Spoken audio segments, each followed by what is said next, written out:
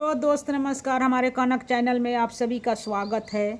आज का कहानी बहुत है, ज़रूर एक वो लाइक शेयर कमेंट कर दीजिए, सुनने से पहले ज़रूर कर दीजिएगा। आज का कहानी का नाम है ना उधो का लेना ना माधो का देना। किसी गांव में एक औरत रहती थी। उनका नाम जाबला था। वह बहुत गरीब थी, लेकिन अपने माने गुण आचरण से विचार से संपन्न थी। उस औरत का एक छोटा सा पुत्र था, जिसका नाम सत्यक्रम था। सत्यक्रम का मन बचपन से ही भगवान की भक्ति में लीन रहा। जब वह कुछ बड़ा हुआ तो उसके मन में इच्छा जागी कि वह किसी गुरुकुल में जाकर पढ़ाई करे और परम पिता परमेश्वर के विषय में जानकारी हासिल करे। एक दिन सत्यक्रम ने अपनी माँ से मन की इच्छा बताई तो माँ जाबला बहुत प्रसन्न हुई और खुशी खुशी पुत्र को गुरुकुल में जाने के लिए कहा। साथ ही पुत्र के लिए उसके पास जो कुछ था उसे देने के लिए उसकी तैयारी करने लगी।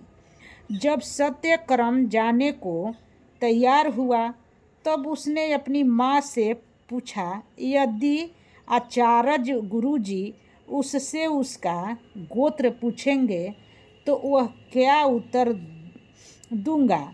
मैं क्या उत्तर दूंगा माँ, क्योंकि मैंने तो अपने पिता को देखा नहीं और ना ही उनका गोत्र ही जानता हूँ। पहले आदमी गोत्र न पूछत रहे, गोत्र जानता नहीं। माँ बोली, बेटा मुझे भी तुम्हारे गोत्र का नहीं पता, क्योंकि जब तुमने जन्म लिया था तो घर माने आदमी से खूब भरा हुआ था। मैं सारे दिन हित नाता आदमी के अतिथियों के सेवा में लगी रहती थी। तुम्हारे पिता भी इसी में व्यस्त रहते थे, इसलिए कुछ भी ध्यान नहीं आया कि उनसे उनका गोत्र पूछ सकूं। और तुम्हारे जन्म के कुछ ही महीने बाद एक दुर्घटना में तुम्हारे पिता की मृत्यु हो गई बेटा। इसलिए तुम आचार्य जी गुरु जी से इतना कह देना कि मैं अपनी माँ जाबला का पुत्र सत्यक्रम हूँ। सत्यक्रम माँ की बात मानकर गुरुकुल की ओर चल पड़ा।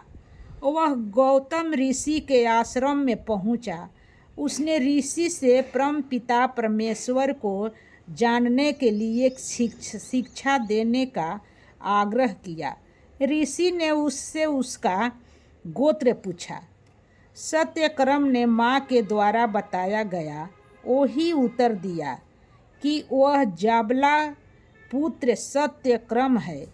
उसने बताया कि उसे अपने गोत्र का सही ज्ञान नहीं है। गौतम ऋषि उस बालक के सत्य बोलने पर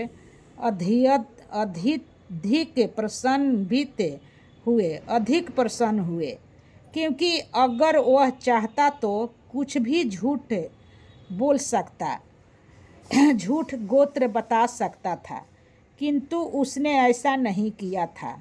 ऋषि ने उसका उपनयन संस्कार किया तथा उसे आश्रम में रख लिया।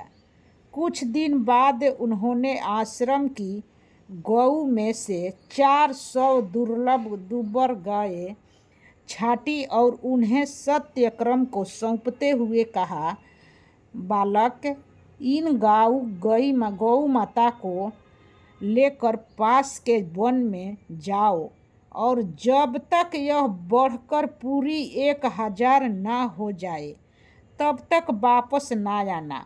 उसके बाद मैं तुम्हारे ब्रह्मा के विषय में बताऊंगा।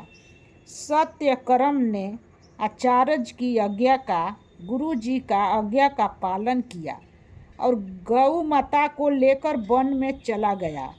दिन माह और वर्ष बीतते गए, किंतु सत्यक्रम के लिए तो ना उधो का देना और ना माधो का लेना था।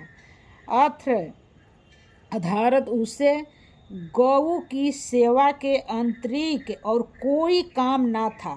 उनकी सुरक्षा उनकी सुरक्षा तथा देखभाल ही उसकी तपस्या थी।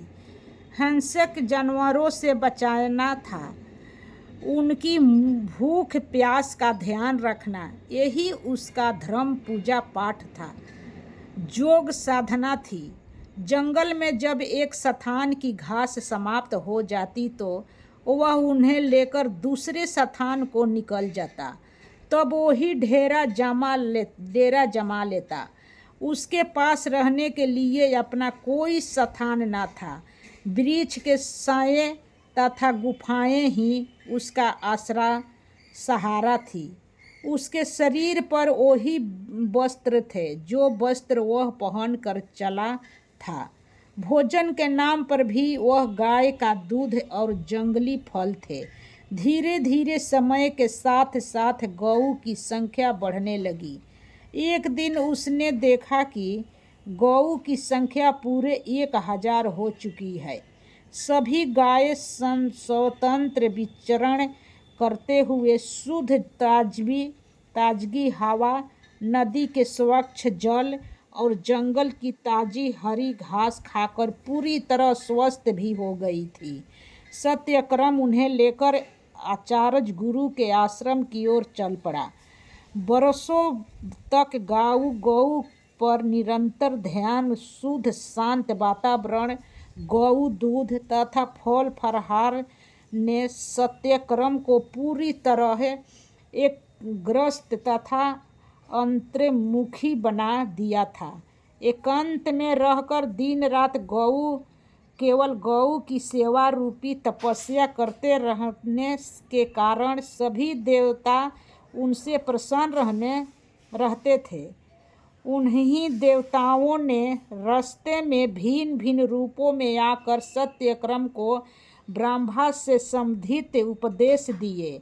सर्वप्रथम एक सांड, फिर आगिनदेव, हंस तथा जल मुर्गा एक एक करके उसके पास आए और उससे बताया कि इस सारी दृष्टि, इस ब्रह्मांड का रचयिता ब्रह्मा कौन है, उसे उनका साक्षात अनुभव भी कराया तथा फिर सभी अंतर्ध्यान हो गए। ब्रह्म ज्ञान का अनुभव करने के बाद सत्यक्रम के चेहरे पर एक तेज प्रकट हो गया।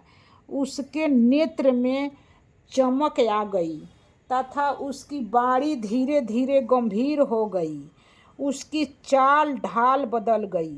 आश्रम पहुंचकर उसने अपने आचार्य के चरण स्पर्श किया, गुरु जी के चरण स्पर्श किए तथा उन्हें बताया कि उनकी आज्ञा अनुसार गऊ की संख्या 1000 हो गई है। तब वह सभी स्वस्थ, निरोग तथा हष्ट पुष्ट है। गुरु जी ने उसके चेहरे का तेज तथा आँखों की चमक देखी तो वह आश्चर्यचकित रह गए। सत्यक्रम ने उनसे कहा कि अब वह आश्चर्यचकित रह गए। सत्यक्रम ने उनसे कहा कि अब उसे ब्रह्मज्ञान का उपदेश करे। पर गुरुजी बोले, बेटा अब तुम्हें उसकी आवश्यकता नहीं है, तुम्हें सत्य ज्ञान मिल चुका है। यह बात तुम्हारे चेहरे पर स्पष्ट दिखाई दे रही है। यह बताओ कि तुम यह ज्ञान किसने दिए तुम्हें? सत्यक्रम ने गुरुजी को सारी बात स्पष्ट रूप से बताई और यह भी बताया कि किस प्रकार देवताओं ने भिन्न भिन्न रूपों में आकर उसे सत्य का उपदेश दिया। लेकिन वह इन सब से संतुष्ट नहीं है। वह तो अपने गुरु के मुख से सत्य को ब्रह्मा को जानना चाहता है, क्योंकि गुरु द्वारा जो विद्या प्राप्त होती है वास्तव में वही विद्या श्रेष्ठ है। इस प्रकार सत्यक्रम ने देवताओं से भी अधिक गुरु को महत्व दिया। गुरु ने भी प्रसन्न पूर्वक सत्यक्रम को वही सब कुछ समझाया जो उससे देवताओं ने बताया था। इस प्रकार पूर्ण ज्ञान प्राप्त कर सत्यक्रम अपनी माँ के पास लौट आया और सत्य तथा निष्ठा के साथ धर्म का पालन करने लगा। सत्यक्रम ने ब्रह्म ज्ञान प्राप्त करने के बाद शेष जीवन में इसी नीति को अपनाया कि ना ऊधो को लेना ना माधो का देना, भगवान में मन लगाना। कहानी अगर अच्छा लगेगा तो एक लाइक शेयर कमेंट जरूर कर दीजिएगा।